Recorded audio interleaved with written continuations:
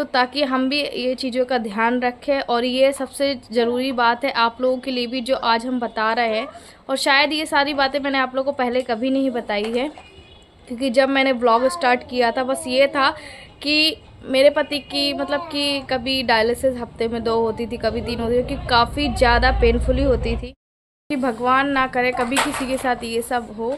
और हमारा ये था, जब व्लॉग मैंने स्टार्ट किया था मेरा ये बस था कि बस मेरे हस्बैंड का जैसे तैसे ट्रांसप्लांट हो जाए, क्योंकि डायलिसिस के बाद एकमात्र यही इलाज बचता है कि आप किडनी ट्रांसप्लांट कराइए।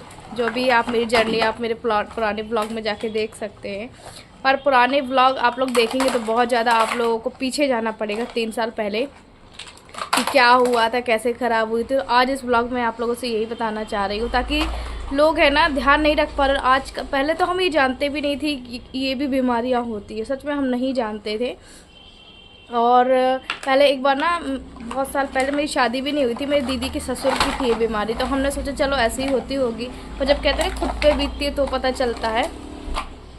तो आज वो भी बताएंगे और मैं भी बताऊंगी क्या सिम्टम्स है इनकी किडनी ख़राब होने के थे, क्या हमने जो है नज़रअंदाज किया, क्या क्या किया, वो सारी चीज़ें इस ब्लॉग में बताएंगे। इस ब्लॉग में लास्ट तक बने रहिएगा। देखो जो मुझे पता है, जो मैंने फ़ेस किया है वो मैं आप लोग को बताऊंगी। जो मेरे हस्बैंड ने दर्द तकलीफ़ जो भी चीज़ें फ़ेस की हुई है किडनी में वो आप लोग को वो बताएंगे। तो चलिए बने रहिएगा। आप चलो बैठ जाओ, आप बैठो। हाँ।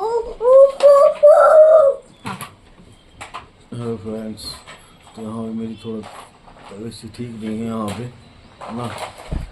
तो ये सब है फ्रेंड्स, मैं आपको बता दूँ कि देखिए हमारे यहाँ 3-4 साल हो गए हैं किडनी ट्रांसप्लांट के। और मैं आपको बता देता हूँ कि जब मेरी शुरू में कंडीशन इतनी मुझे जब पता चला ना, तो मुझे पता नहीं चला, मुझे साइड में पेन होता था, दर्द होता था है ना 2-3 साल से। तो मुझे क्या, मैं पेन किलर खा लेता था, तो मुझे एहसास ही नहीं हुआ कि है ना, कि मैं सोचा कि दर्द ऐसे ही शीत वीत का दर्द होता रहा मुझे, तो मुझे लगा कि शीत का दर्द कुछ ऐसा है, तो मैं पेन किलर खा लेता था।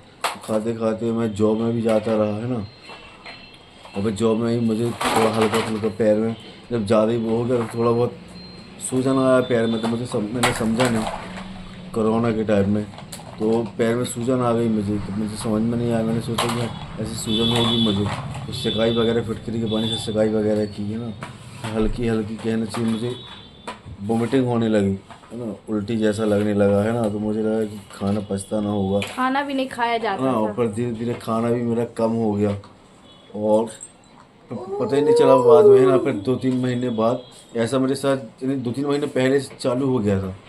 मतलब कहने का मतलब मैं आपको बता दूं, इनको मतलब शादी हमारी 2018 में, उसके पहले से इनको हल्का हल्का ना कमर में पेन होता था। मुझे नहीं पता ये किडनी ख़राब होने के सिम्टम्स थे नहीं थे, तो इनको लगता तो शायद क्योंकि मेरे हस्बैंड बातली इंसान है, उनको हमेशा ये सारी चीज़ें शिकायत रहती थी, तो उन्होंने नज़रअंदाज किया, हमने भी किया। देव का जन्मदिन पहला था ना, देव का जन्मदिन पहला था, पहला साल ही था, पर उनको उसी से तकलीफ होती थी। मई जून से तकलीफ होना शुरू कर दी थी ना। मई जून से मतलब चक्कर आने, उल्टी आना, भूख ना लगना, यूरिन कम आना, मतलब ये सारे सिम्टम्स थे किडनी खराब होने के। क्योंकि ये जो किडनियाँ जब खराब होती है ना, वो एकदम से हमें पता नहीं चलती, जब धीरे धीरे खराब होती जाती है तब हमें पता चलता है कि हमारा किडनी इतना बढ़ गया। फेस में स्वेलिंग थी, तो मेरे हस्बैंड क्या है नशा मुक्ति में जॉब करते थे, मतलब 2 बजे चले जाते थे, 9:30 बजे आते थे। तब तो मैं व्लॉग भी नहीं बनाती थी, तो वहाँ पे ऐसा होता था ना कि चलो भाग दौड़ हो गई है, शायद नींद पूरी नहीं हुई, इस वजह से सूजन है, पैरों में सूजन थी, बहुत दिनों से पैरों में सूजन थी, और यूरिन भी कम आती थी ना, झाग भी उसमें यूरिन में बनते थे। तो हमने इतना ज़्यादा नोटिस ही नहीं किया, क्योंकि हमने कभी बीमारी सुनी ही नहीं थी।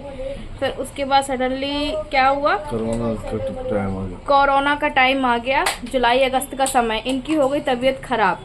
कहने का मतलब बहुत तबीयत खराब हो गई, इनको फीवर आ गया तेज, पता नहीं क्या फीवर आया था और क्या आया था, बुखार सितंबर में इनका जन्मदिन था, उसके 3-4 दिन पहले की बात है। तो उन्होंने क्या किया, जहाँ पे ये काम करते थे ना नशा मुक्ति में, वहाँ पे 2-3 लड़कों को बुलवाया कि जो इंजेक्शन लगाना जानते हैं ये वो, और ये पेन किलर खाते थे, मतलब जब भी कोई दर्द हुआ पेन किलर खाते थे। पर आपको पता है पेन किलर तो और हमारी किडनियों को डैमेज करती है। उन्होंने वहाँ पे 2-3 लोगों को बुलवाया, फिर घर में ही इंजेक्शन लगवाते थे, कहीं पेन किलर खाते थे, है ना, बुखार और बहुत तेज थी, हमने मलेरिया। सोचा कि ब्लड टेस्ट, मलेरिया हो गया था, सॉरी यार।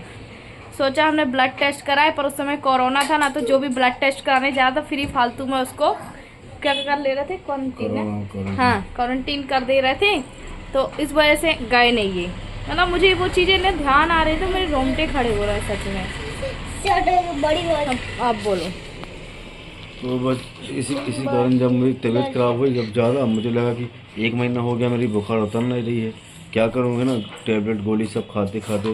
तो मैंने सोचा कि चलो मैं अब डॉक्टर के पास जाऊँ। तो डॉक्टर के पास गया तो उन्होंने भी पहले मुझे सोचा कि बुखार है, तो बुखार की दवाई दे दी उन्होंने, ब्लड टेस्ट वगैरह कुछ नहीं करवाया। तो 3 दिन मैंने दवाई खाई, उसके बाद भी मेरी जब बुखार नहीं उतरी, फिर मैं वापस डॉक्टर के पास गया। तो उन्होंने फिर मुझे कह रहा कि अब तुम ब्लड टेस्ट करवाओ। तो उन्होंने कुछ टेस्ट लिखे, तो टेस्ट मैंने करवाया।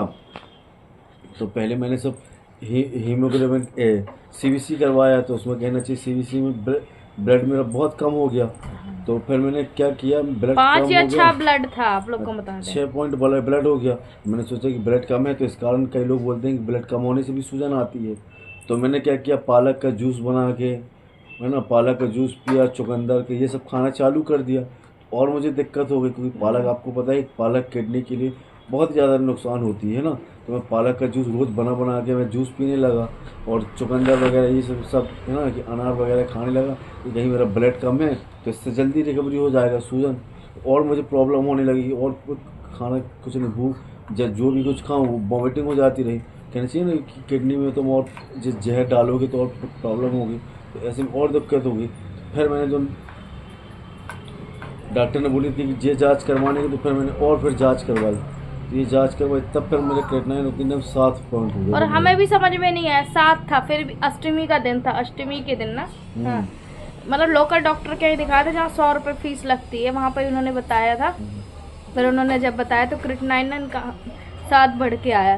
साथ में हमें इतना नहीं समझ में आ रहा था ये होगा वो होगा, फिर भी हमने अपने आप को आश्वासन दिए, चलो ठीक है। हमारे यहाँ एक हॉस्पिटल है ना जबलपुर में, आशीष हॉस्पिटल, देखो हमारे हस्बैंड तो वैसे भी 6,500 रुपये कमाते थे, हमारे पास इतना पैसा भी नहीं था। और जिस दिन सच में इनकी तबीयत ख़राब हुई थी ना, उस दिन हमारे पास 1 रुपये भी नहीं था कि हम कैसे चले जाएं।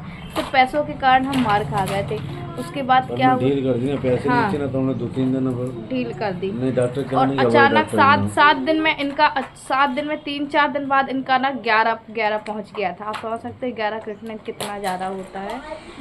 उसके बाद क्या है, फिर हमारी जो हालत थी ना, हमारी तो हम तो उस समय चलो ब्लॉग भी नहीं बनाते थे। हमारा देव मात्र 1 या 1.5 साल का था, उसका पहला ही जन्मदिन हमने बनाया था।